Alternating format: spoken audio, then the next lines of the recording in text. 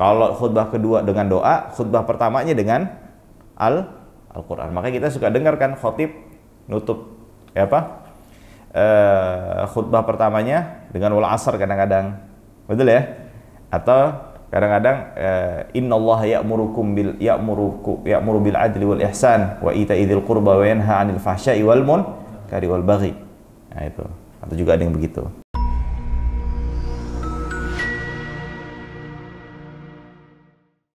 Assalamualaikum warahmatullahi wabarakatuh.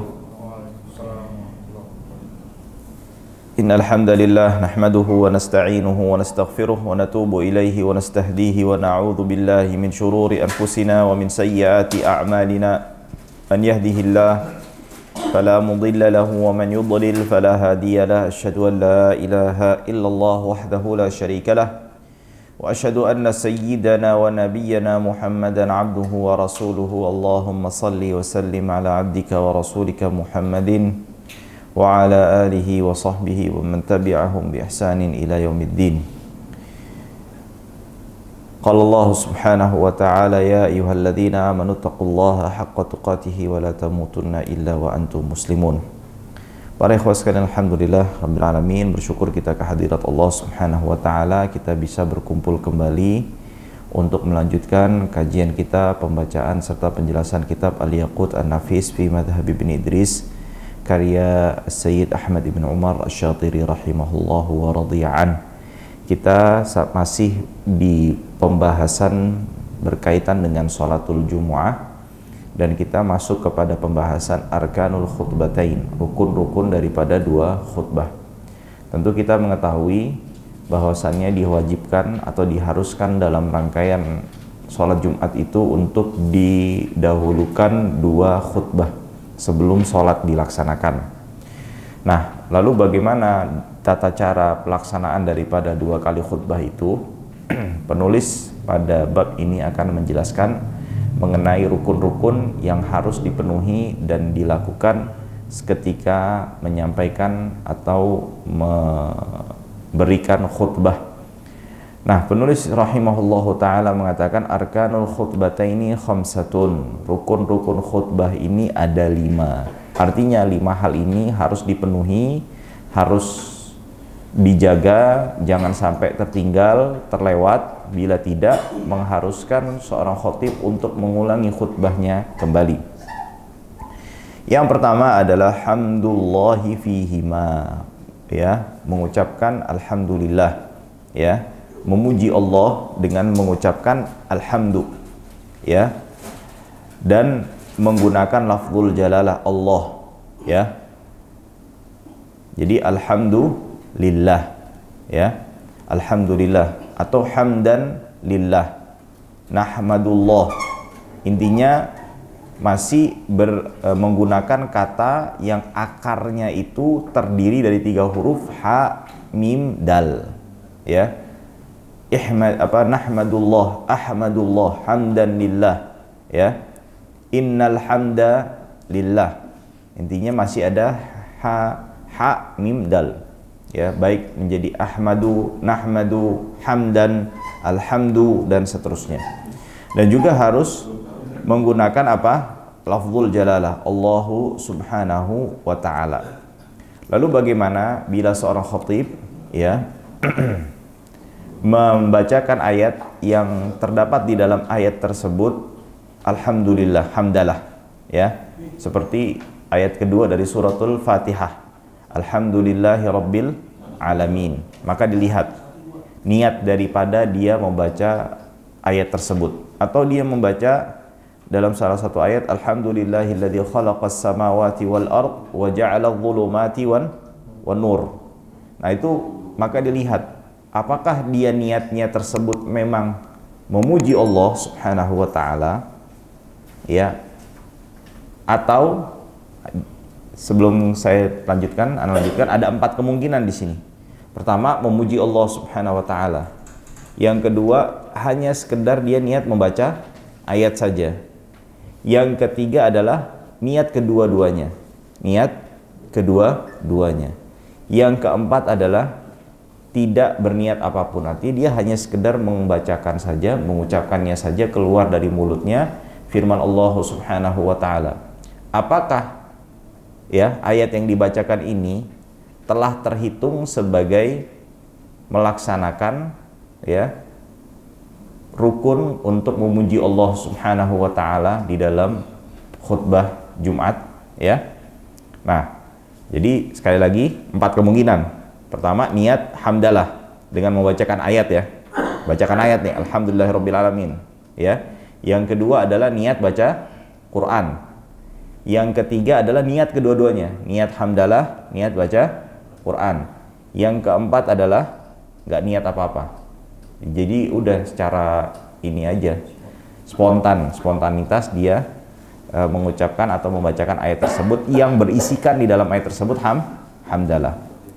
Maka yang terhitung maka yang sah untuk dikatakan dia melaksanakan rukun hamdalah ini adalah yang pertama saja. Yang pertama saja.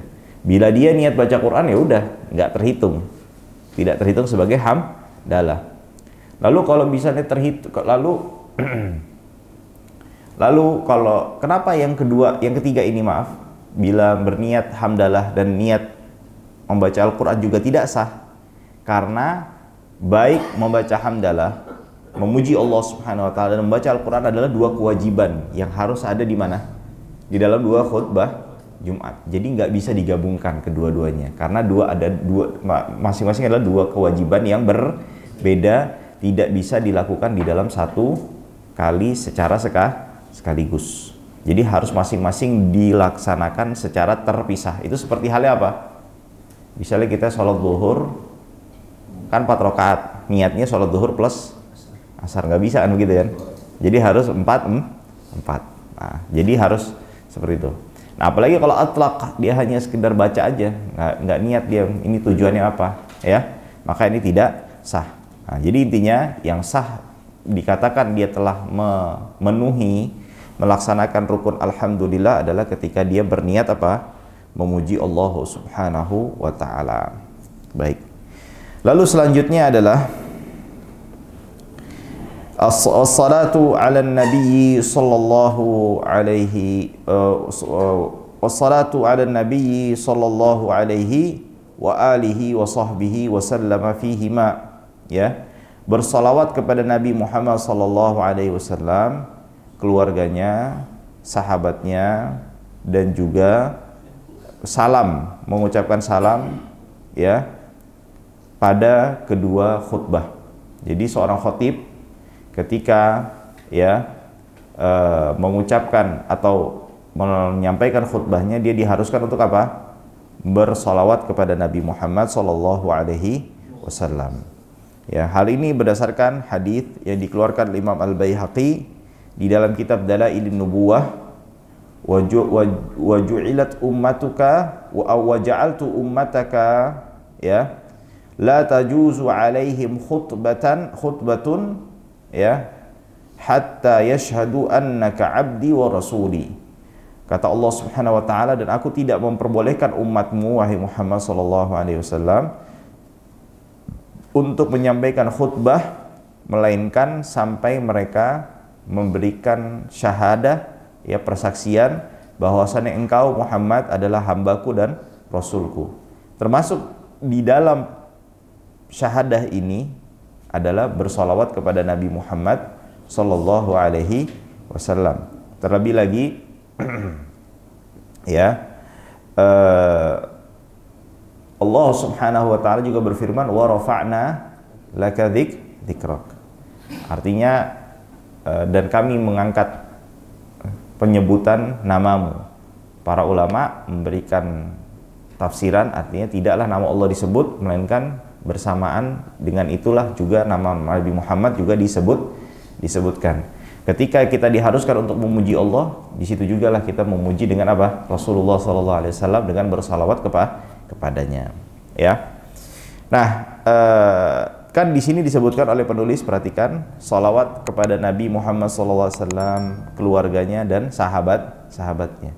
Salawat kepada sahabat dan keluarga Nabi Muhammad SAW di dalam sholat khutbah Jumat itu sunnah sifatnya. Adapun yang rukunnya adalah sholawat kepada Nabi. Begitu juga menyampaikan salam. Jadi wa usolli wa usallim gitu. Ya, akan tetapi hendaknya untuk dijaga, untuk salam kepada Nabi Muhammad secara khusus di sini. Kenapa? Karena ada sebagian ulama, ya, diantaranya Imam Nawawi mengatakan siapa yang sholawat kepada Nabi saja tanpa diiringi, dibarengi, ditambahi dengan salam kepada Nabi, itu hukumnya makruh. Jadi hukumnya apa? Makruh. Jadi wassallallahu ala nabiyyina Muhammad. Nah, itu hukumnya makruh kata Imam Nawawi. Jadi wassallallahu ala nabiyyina Muhammad wasallam, atau wassallallahu sallama ala nabiyyina Muhammad, ya. Nah, bentuk sholawatnya seperti apa? Bebas, ya. Mau bentuk kata perintah, kata kabar, atau yang jelas ada dari kata sallallahu, sholla atau sholah, ya. Wassalatu wassalamu ala Muhammad, dan harus nyebut nama Muhammad, harus nyebut nama Muhammad, atau ar-rasul atau an-nabi, artinya dengan kata yang tegas, bukan dengan kata pengganti. Jadi misalnya khotibnya asyhadu an la ilaha illallah wa asyhadu anna Muhammadan abduhu wa rasuluh, itu kan baru syahadat kan. Nah, wa usolli wa usallim alaihi, nah pas salawatnya dengan kata dhamir pengganti, itu nggak boleh, harus dengan kata atau nama Rasulullah secara tegas, dan tidak mesti nama Muhammad, boleh Ahmad, boleh Al-Hashir, boleh Al-Aqib, ya, Al-Bashir, An-Nadhir, yaitu nama-nama Nabi Muhammad Sallallahu Alaihi Wasallam. Nama Nabi Muhammad itu banyak, bukan ya. Ini nama Nabi Muhammad itu banyak. Kenapa kok bisa banyak? Karena bangsa Arab itu, ya, atau di dalam bahasa Arab itu, semakin satu hal, satu objek itu memiliki banyak nama, itu berarti semakin mulia di mata penutur bahasa Arab. Nah, di antara yang paling banyak itu juga di antara apa? Singa. Singa itu punya 100 kata yang menunjukkan akan apa hewan yang namanya singa. Ghadhanfar, asad, asad,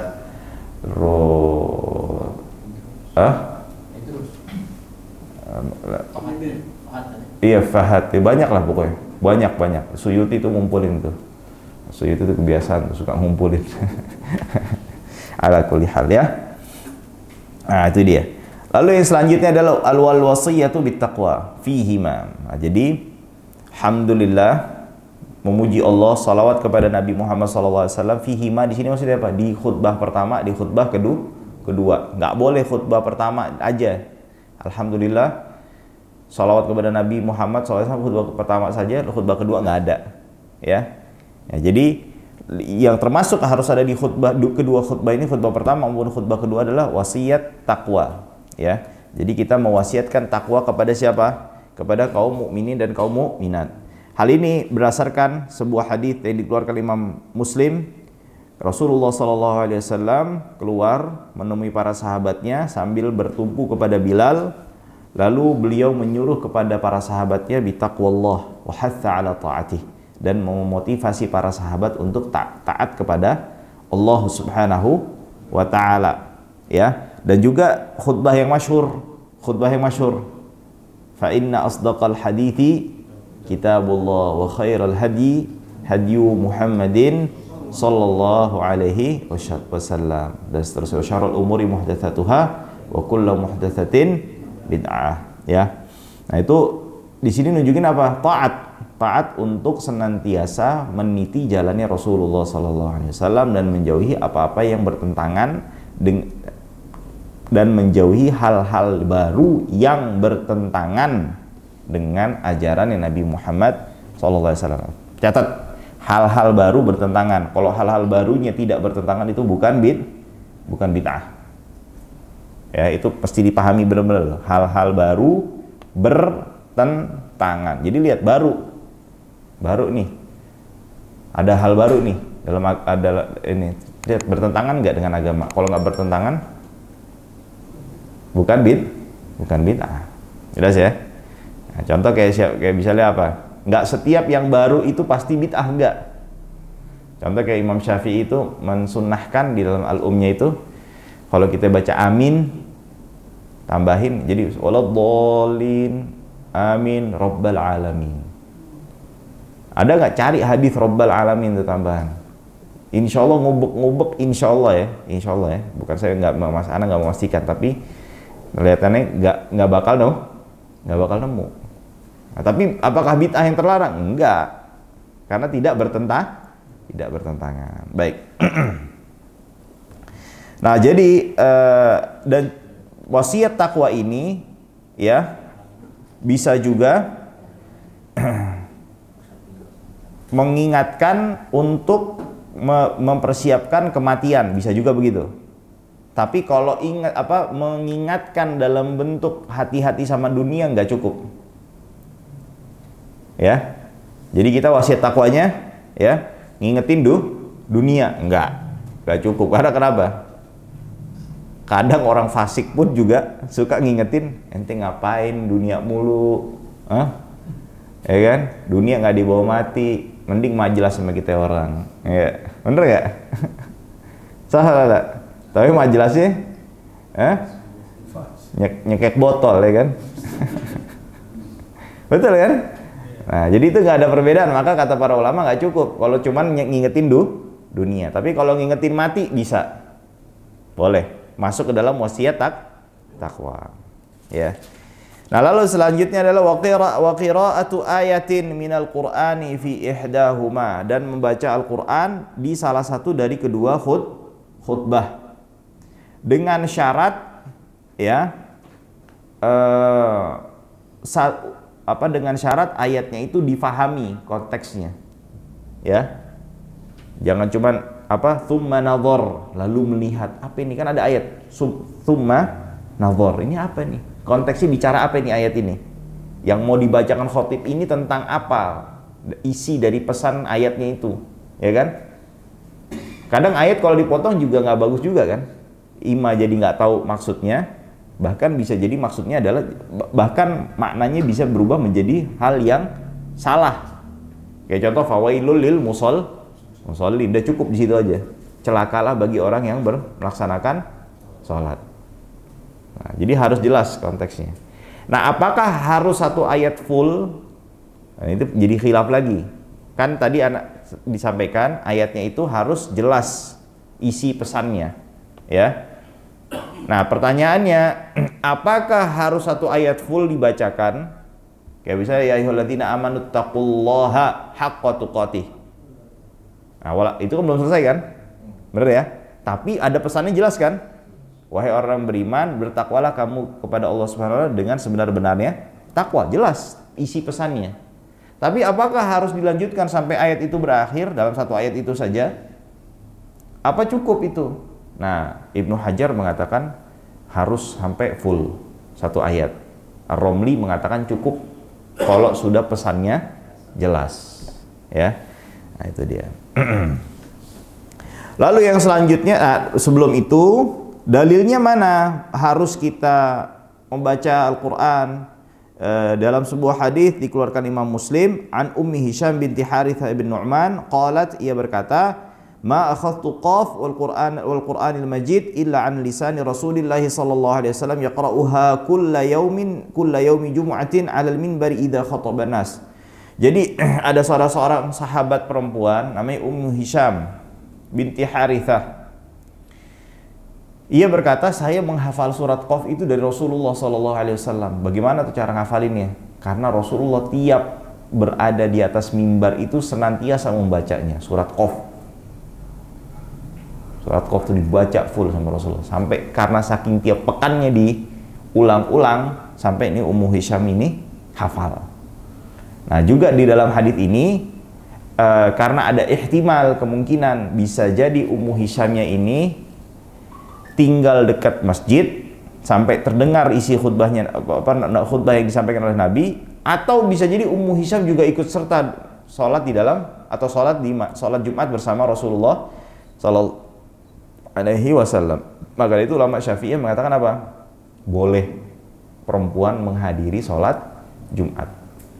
Jadi kan kita lihat nih, suka lihat kadang di Istiqlal tuh contohnya tuh, ya kan, ada perempuan ikut sholat Jumat. Nah, apakah ikut sertanya dia menghadiri sholat Jumat dan sholat bersama para kaum muslimin yang melaksanakan sholat Jumat itu sudah terhitung sah dan artinya tidak perlu untuk melaksanakan sholat zuhur? Enggak perlu deh. Sholatnya sah. Karena kenapa? Ini Ummu Hisham sampai hafal, ya, dengar dari khutbahnya Nabi Muhammad Sallallahu Alaihi Wasallam. Jelas ya? Nah, bisa jadi Ummu Hisham ini mendengar secara langsung dalam artian berada di masjid atau di rumahnya dekat. Nah, kita nggak bisa menentukan nih mana. Nah, jadi bisa diambil kedua faedah tersebut.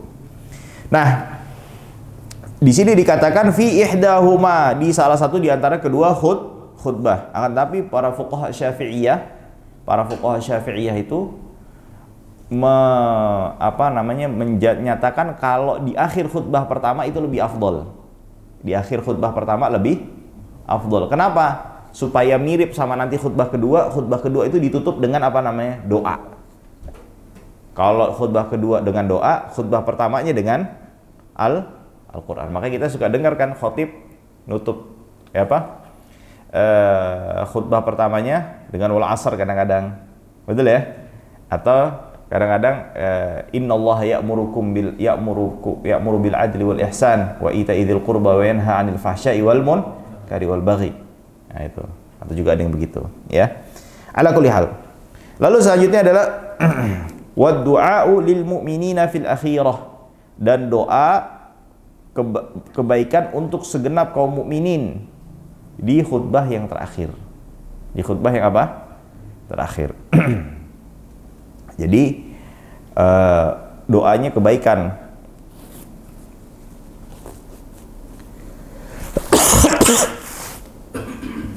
Kebaikan di sini apa? Kebaikan akhirat, bukan kebaikan Allahumma rzuqhum malan katsiran, bukan gitu. Itu baik, tapi kebaikan dunia, ya Allah berikanlah rezeki, Allahumma rzuqil mu'minina malan katsiran. Ya Allah, berikanlah rezeki kepada kaum mukminin rezeki yang banyak, mal yang banyak, harta yang banyak. Enggak cukup itu, karena doa tersebut berisikan doa apa?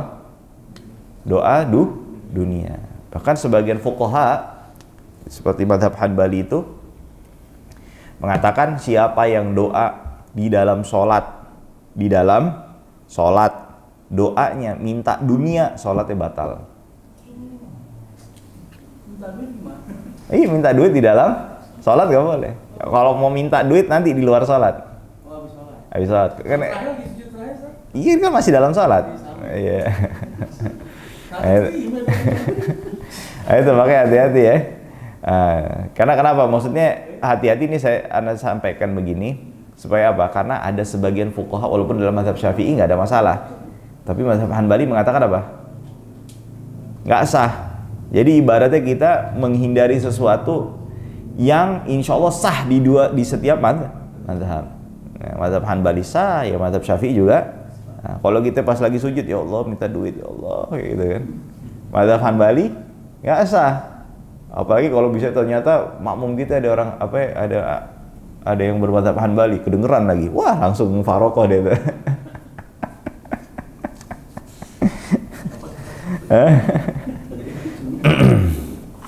Ala kulli hal. Baik, alhamdulillah. Jadi jelas ya, mendoakan kebaikan. Makanya kita suka dengar imam-imam di masjid itu di khotib ya, Allahumma ighfir lil muslimina wal muslimat wal mu'minina wal mu'minat al ahya'i minhum wal amwat ya qadhiyah, dan seterusnya. Ya, jadi itu wajib, tuh rukun tuh. Ya, tapi bukan nggak mesti seperti itu, nggak mesti kebaikan Allahumma ighfir lil muslimin wal muslimat, nggak mesti seperti itu.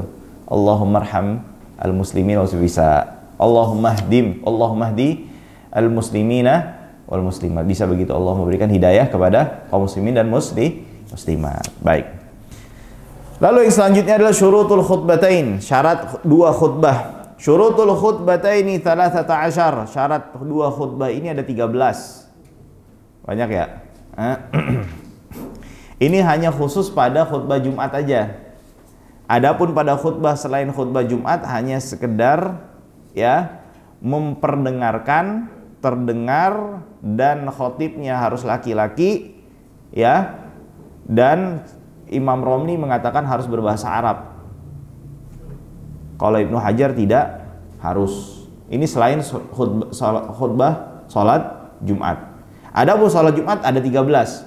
Pertama adalah az-dzukurah, laki-laki. Yang kedua adalah as-sama', harus terdengar. Harus terdengar khutbahnya. Nah, terdengar di sini ya. Terdengar di sini maksudnya apa? Apakah terdengar harus benar-benar terdengar, atau kalau sekiranya tidak ada penghalang itu bisa terdengar? Paham nggak maksudnya? Jadi bisa begini. Kalau kita ini kan tahu nih masjid kita Masya Allah pada gede-gede kan, bener gak? Nah, terus dari sisi arsitekturnya nggak kayak masjid-masjid zaman dulu, maksudnya para di periode Islam emas tuh. Itu ada kan yang lihat satu tayangan tuh, ya, ada orang datang ke satu bangunan yang bekas masjid di daerah Spanyol, ya, dia ngomong sedikit halo gitu, itu langsung bergema semuanya, kedengeran semuanya di setiap sudut bangunannya, terdengar semuanya. Nah, kan masjid kita itu umumnya udah nggak begitu, nggak memperhatikan hal-hal gitu karena bertumbuh pada speaker. Atau speakernya mati, nah, khotibnya lagi serak. Nah, itu bagaimana? Nah, kalau menurut pendapatnya Ibnu Hajar harus terdengar, benar-benar terdengar. Artinya apa? Sebelum ke situ, kalau Romli mengatakan kalau nggak ada halangan seperti itu tidak masalah. Itu tidak ada masalah. Bisa ada ribut-ribut di luar. Kalau nggak ada ribut itu terdengar khutbahnya. Tapi karena ada ribut akhirnya tidak terdengar. Nah, yang diharuskan yang dengar di sini siapa?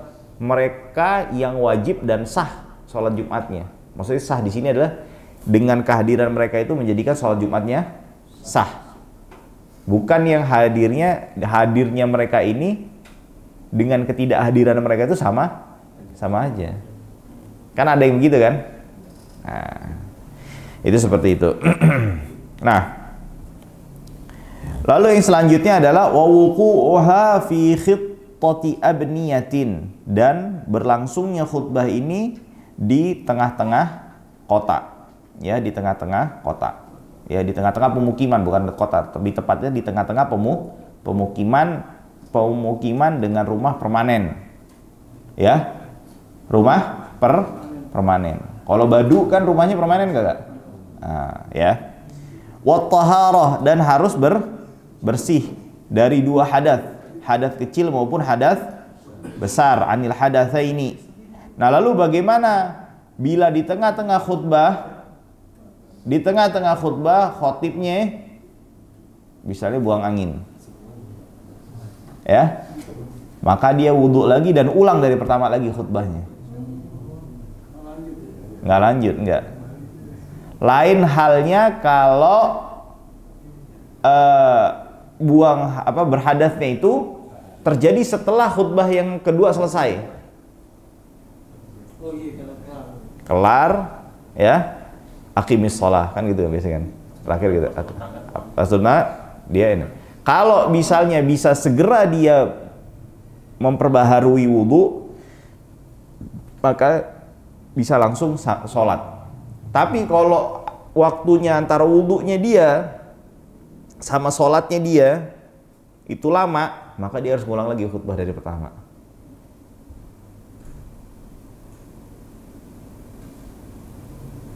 Paham ya? Nah, khutbah itu sebetulnya nggak perlu panjang. Sebetulnya kalau untuk bicara sahnya ya, tidak bicara sahnya ya. Bicara sahnya itu simpel sebetulnya. Nih, Anda kasih contoh nih khutbah Jumat yang simpel. Alhamdulillahirabbil alamin, wassalatu wassalamu ala asyrafil anbiya'i wal mursalin nabiyina Muhammadin, atau wassalatu wassalamu ala nabiyina Muhammadin. Ya. Ya ayyuhan nas ittaqullah, ya. Ya ayuhan nas ittaqullah haqqa tuqatih. Dah. Terus alhamdulillahi rabbil alamin. Duduk. Bangkit lagi. Alhamdulillahi rabbil alamin. Wassalatu wassalamu ala nabiyyina Muhammadin. Ayuhan nas ittaqullaha haqqa tuqatih. Wa la tamutunna illa wa antum muslimun. Innallaha wa malaikatahu yusholluna 'alan nabi ya ayyuhalladzina amanu shallu 'alaihi wa sallimu taslima. Allahumma ighfir lil muslimin wal muslimat wal mu'minina wal mu'minat al ahya'i minhum wal amwat ya qadil hajat wa kafir muhimmat. Wa sallallahu alaihi ala nabiyina Muhammad walhamdulillahi rabbil alamin. Aqimis shalah. Selesai enggak? Cepet kan? Hah? Cepet kan? Nah itu selesai. Habis itu langsung dia salat lagi. Langsung dia ulang salatnya. Jadi saya lagi permasalahannya kita ulang lagi nih ya. Kalau misalnya hadasnya terjadi di tengah-tengah khutbah, maka dia harus ulang khutbahnya dari pertama. Kalau misalnya antara selesainya khutbah dengan sholat, dilihat. Kalau ternyata antara dia memperbaharui wudhunya dengan sholatnya itu ada jarak yang lama, ya, antara dengan khutbahnya itu jaraknya lama, maka dia harus mengulang khutbah. Kalau jaraknya cuma sebentar, nah dia bisa langsung sholat. Baik. Lalu wat-taharatu 'anin najasati fi tsaubi wal badani wal makan, ya. Jadi dia harus bersih daripada najis pada pakaiannya, tubuhnya, dan tempat di mana dia khutbah. Tempat khutbah di sini maksudnya apa? Tempat yang dia duduk, dia berdiri, ya. Jadi jangan sampai dia nudukin najis. Jangan sampai dia berdiri dia nginjek najis, itu dia. Lalu yang selanjutnya adalah wasatrul aurah, menutup aurat. Ya, ini khusus hanya untuk khotib. Kalau makmumnya tidak wajib. Tidak wajib menutup aurat. Wal qiyamu 'alal qadiri, dan menyampaikan khutbahnya itu sambil berdiri. Nggak boleh dia menyampaikan khutbahnya sambil duduk. Ya. Lalu bagaimana Ustaz kalau misalnya, kan di sini disebutkan bagi yang mampu. Kalau tidak mampu bagaimana? Pertanyaannya begitu kan? Makanya bagi yang tidak mampu dia harus duduk. Ya. Nggak boleh dia sambil rebahan, tiduran. Gitu ya. Kalau sambil tiduran dan dia mampu untuk duduk, nggak boleh. Nah Ustaz, sekarang kan di khutbah yang berdiri kan ada duduknya. Bener nggak? Lah kalau yang duduk apa rebahan? Apa nggak? Duduknya ganti rebahan? Enggak. Digantinya apa? Dengan diam.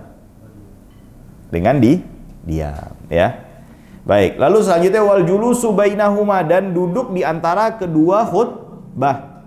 Biqadri tuma'ninati shalah, minimal dengan seukuran tumakninahnya di dalam sholat, ya. Nah ini berdasarkan sabda Nabi Muhammad SAW, kanat lin Nabi SAW khutbatan yajlisu bainahuma yaqra'ul Qur'an wa yadhkuru wa yudzakkirun nas. Nabi Muhammad SAW itu dua khutbah dan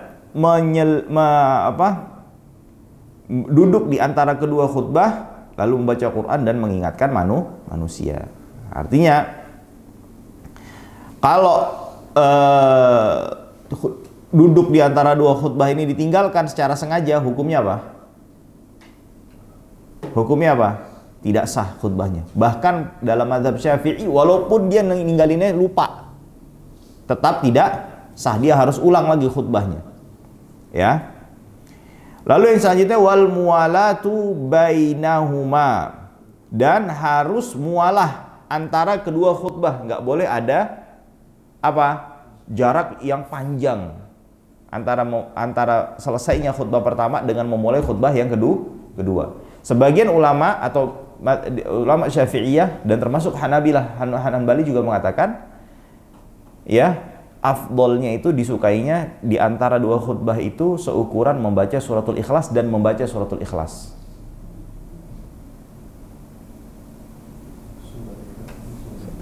Iya. Jadi khotibnya baca suratul Ikhlas. Nah, Ustaz, sekarang bagaimana? Kan dia mau doa, bener kan? kan di antara sebagian pendapat ulama, waktu Jumat yang mustajab itu adalah ketika dari khotib naik mimbar sampai khotib sholat. Bener ya? Ada sebagian ulama ini, dan ini pendapat yang dikuatkan oleh fuqaha Syafi'iyah kebanyakan. Kebanyakan fuqaha Syafi'i ini kebanyakan pendapatnya ini nih. Kalau Hanabilah mengatakan ba'da asar, waktu mustajabnya sholat Jumat. Apa maksudnya hari Jumat? Nah, emang di khutbah Jumat nggak ada doa? Ada kan? Nah, ketika kita mengaminkan doa yang dipanjatkan oleh seorang khotib itu sama saja kita ikut doanya si khotib. Nah, makanya banyak pesan ke khotib. Anda mau doain dong.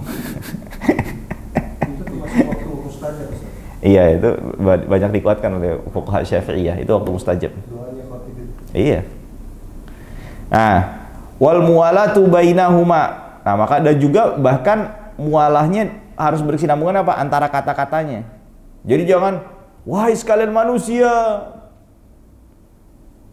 saya ingatkan kepada kalian. Diam.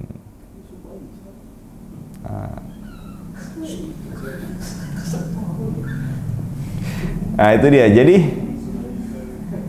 dan juga disunahkannya apa? Khotib itu ngelihat lurus ke depan. Lurus ke depan, dah lurus aja ngelihat begini. Jangan telengak-telengok. Dan juga yang disunahin apa juga? Megang tongkat. Nah, ini udah mulai hilang nih. Bener nggak? Ya. Kalaupun nggak hilang, kalau nggak hilang minimal megang sesuatu bersandar. Nah, biasanya kan kadang kalau mimbar tuh suka ada kayak tanduk kayak gitu ya, apa namanya? Ya gitu kan. Nah, itu pegang tuh di situ tuh. Nah, karena di mimbarnya Nabi itu ada rumanah namanya.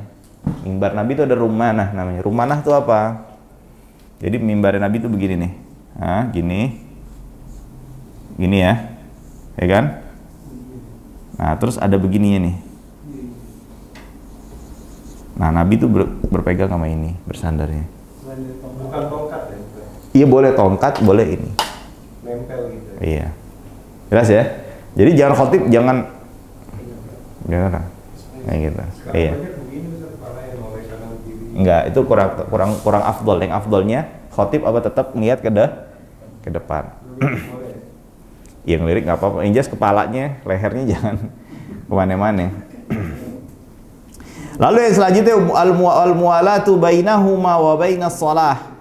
Berkesinambungan artinya tidak ada jarak yang panjang antara dua khutbah dengan salat. Lalu yang selanjutnya wa kaunuhuma bil arabiyyah. Khutbahnya harus dengan bahasa Arab. Ustaz nggak ngerti dong. Enggak, maksudnya bahasa Arab di sini rukunnya. Dan kan Ustaz harus ada kesinambungan. Kalau isinya nasihat dengan bahasa Indonesia itu tidak memutus mualahnya. Tidak memutus mualah, ya. Wa isma'uhuma arba'ina tan'aqidu bihimul jum'ah, dan mengharuskan khutbah Jumat ini diperdengarkan kepada 40 orang yang dengannya khutbah Jumat ini atau salat Jumat ini sah, ya. Maka dari itu nggak boleh seorang khotib itu mengecilkan suaranya ketika menyampaikan khutbah, ya. Dan juga tidak boleh atau tidak sah juga ketika yang hadir ini tidak bisa mendengar. Apa tunarungu ya? Nah, jadi tunarungu itu tidak sah gitu. Walaupun dia bisa memahami bahasa khotib, tapi ada syarat yang tidak terpenuhi. Apa? Jadi misalnya nih tunarungu ini, ada orang yang tunarungu, misalnya dia bagian dari 40, maka harus ditambahin satu lagi nih supaya genap 40. Ini kalau kita bicara memegang pendapat jadidnya Imam Syafi'i mu'tamad, tapi ada pendapat qadim itu cukup tiga orang saja, ya. Nah, lalu selanjutnya yang terakhir wa kaunuhuma waqtadz zuhri, dan khutbahnya ini harus dilakukan di dalam waktu zuhur, ya. Di dalam waktu zuhur, nggak boleh sebelumnya. Dan ini pendapat jumhur, pendapatnya Hanafiyah dan juga Malikiyah. Adapun Hanabilah mengatakan sholat Jumat itu boleh dari jam, kalau kita sekarang nih sekarang nih apa berterbit 5.22 ya. Ya, 5. Kalau taruh 5.20. Kalau Hanabilah itu boleh dari 5.36 sholat Jumat. Hah? Iya, boleh. Itu pendapat mufrodat. Jadi cuman mazhab Ahmad doang yang punya pendapat seperti itu. Ya. Jadi dari situ sampai kapan? Sampai waktu asar, ya. Enggak, maksudnya boleh sholat Jumat bisa. Waktunya itu permulaannya dari situ. Dari habis terbit matahari sampai asar. Itu waktu sholat Jumat menurut pendapat Hanbali, ya. Baik, sampai sini dulu deh. Habis itu kita Sunanul Jum'ah, cukup panjang pembahasannya. Wallahu taala a'la wa a'lam wa ahkam wa sallallahu alaihi wasallam ala nabiyyina Muhammadin wa ala